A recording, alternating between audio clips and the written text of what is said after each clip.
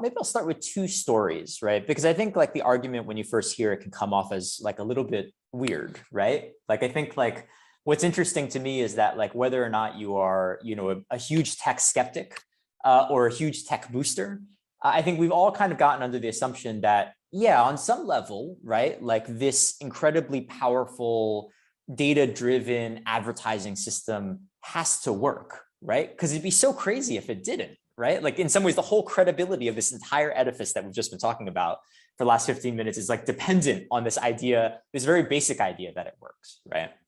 And so I think there's two stories, and then I can get into kind of explaining why this is the case that hopefully the audience will find interesting. The first one is a few years ago, Procter & Gamble, one of the biggest advertisers in the world, said, well, we haven't really been liking what we've been getting out of digital advertising. So we're going to run this experiment where we basically chop $200 million out of our digital ad spending, right? And they came back and reported at a conference, a few years later, which is basically to say we couldn't recognize any change to our business as a result of cutting that budget out, which is so odd and curious, right? Because it goes to the question of why are you spending this money in the first place?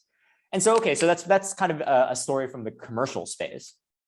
I'm sure many of the people on the call today remember the Cambridge Analytica scandal, right? Mm-hmm. Just to refresh, right? The idea was that you had a shady political operation that illicitly acquired data from Facebook, did this psychographic targeting and influenced the Brexit vote, right? Like it pushed England out of the European Union as a result.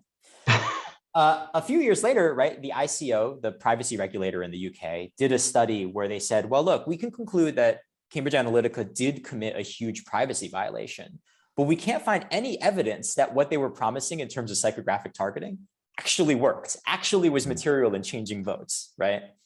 And I think this is so intriguing because it really calls into question whether or not what's being sold is in fact something that is worth the money that people are putting into it, right? And there's a lot of reasons for that, right? Part of it is fraud, which you've talked about. Part of it is just people that are paying attention to ads less, right? And then in some cases, right, like I think the other part is that there's also kind of a complicity ultimately in the advertising industry to keep this wheel turning, regardless of whether or not the system actually works.